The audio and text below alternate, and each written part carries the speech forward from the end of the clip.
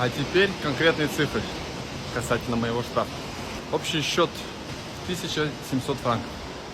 И как это работает в Швейцарии? По крайней мере, как это было у меня. Первый счет я получил сразу же с решением. Это было 400 франков. Я его оплатил в ту же секунду. Потому что если вы здесь штрафы не оплачиваете, это может закончиться еще хуже.